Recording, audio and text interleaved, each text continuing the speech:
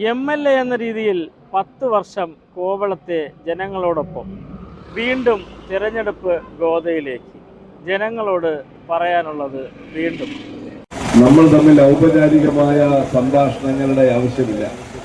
കഴിഞ്ഞ 10 വർഷക്കാലം ഒരു സാധാരണ പൊതുപ്രവർത്തകനായിരുന്ന എന്നെ നിയമസഭാംഗമാക്കി മാറ്റിയ നിങ്ങളോട് എന്റെ ഹൃദയത്തിൽ തൊട്ട നന്ദി ഞാൻ ഈ അവസരത്തിൽ രേഖപ്പെടുത്തുകയാണ്. കേരള നിയമസഭയിൽ നമ്മുടെ നാടിന്റെ വൈവിധ്യമാർന്ന വിഷയങ്ങൾ അവതരിപ്പിക്കാനും നിങ്ങളുടെ സുഖദുഃഖങ്ങളിൽ ഒരു സുഹൃത്തായി, സഹോദരനായി, കുടുംബാംഗമായിരിക്കാനും ഞാൻ ആത്മാർത്ഥമായി പരിശ്രമിച്ചിട്ടുണ്ട്. ഈ അന്തിയൂർ പ്രദേശത്തെ റോഡ് ഉൾപ്പെടെയുള്ള വികസന പദ്ധതികൾക്കായി ഫണ്ട് അനുവദിക്കാൻ കഴിഞ്ഞു എന്നുള്ളത് നിങ്ങൾ നൽകിയ ആ പിന്തുണയും സഹായവും കൊണ്ടാണ്.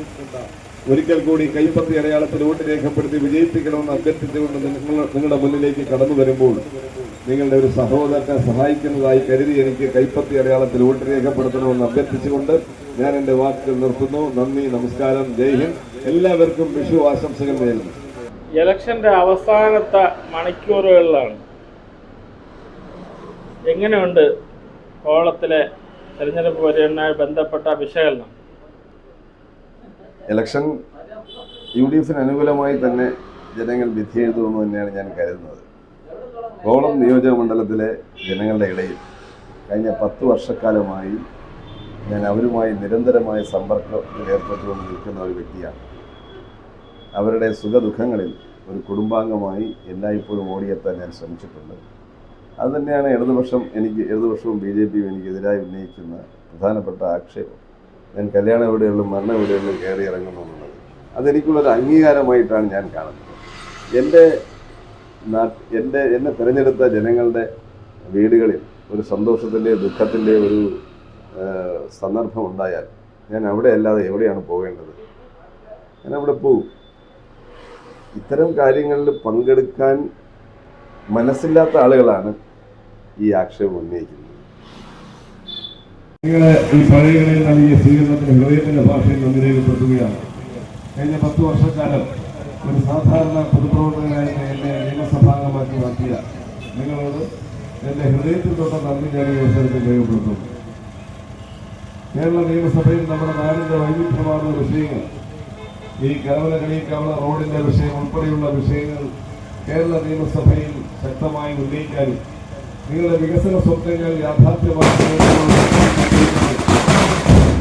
ഈ കഴിഞ്ഞ കാലയളവിൽ ഞാൻ ആത്മാർത്ഥമായി പരിശ്രമിച്ചിട്ടുണ്ട്. നിങ്ങളുടെ സുഖദുഃഖങ്ങളിൽ ഒരു കുടുംബാംഗമായി, സഹോദരനായി, സുഹൃത്തായി നിങ്ങളുടെ അരികിലേക്ക് എത്താനും ഞാൻ എല്ലായ്പ്പോഴും ശ്രമിച്ചിട്ടുണ്ട്. അങ്ങനെ നമ്മൾ തമ്മിൽ കഴിഞ്ഞ 10 വർഷക്കാലമായി ഉണ്ടായ പാരസ്പര്യത്തിന്റെ ഹൃദയബന്ധം നൽകുന്ന ആത്മവിശ്വാസത്തോടുകൂടി നിങ്ങളുടെ അരികിലേക്ക് ഒരിക്കൽ കൂടി അംഗീകാരം തേടി കടന്നു വരുമ്പോൾ എന്നെ കൈവിടാതെ കാത്തുകൊള്ളണമെന്ന് നിങ്ങളോട് വിനീതമായി അഭ്യർത്ഥിച്ചുകൊണ്ട്, അപേക്ഷിച്ചുകൊണ്ട് ഇവിടെ നൽകിയ സ്വീകരണത്തിന് നന്ദി രേഖപ്പെടുത്തുന്നു. നന്ദി, നമസ്കാരം, ജയ് ഹിന്ദ്. സുഹൃത്തുക്കളെ, വളരെ ആവേശകരമായിരുന്നു ബാലരാമപുരം പഞ്ചായത്ത് ഇന്ന് നൽകിയ സ്വീകരണം. രാവിലെ മുതൽ കടുത്ത ചൂടിനെ പോലും അവഗണിച്ചുകൊണ്ട് ഈ സമാപിക്കുന്ന 9 മണി സമയത്തോടുകൂടി രാവിലെ മുതൽ പങ്കെടുത്ത നിങ്ങൾ എല്ലാവരെയും ഹൃദയപൂർവ്വം അഭിവാദ്യം ചെയ്യാൻ ഞാൻ ഈ അവസരം വിനിയോഗിക്കുകയാണ്.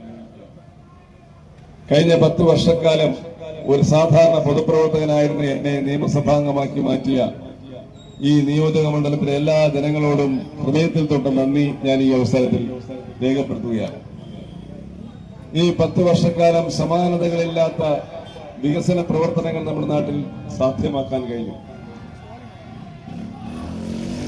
ഇടതുപക്ഷവും NDAയും ആവർത്തിച്ച് പറയുന്നത് 10 വർഷം കൊണ്ട് ഒന്നും ചെയ്തില്ല, കല്യാണ വീടുകളിലും മരണ വീടുകളിലും മാത്രം കയറി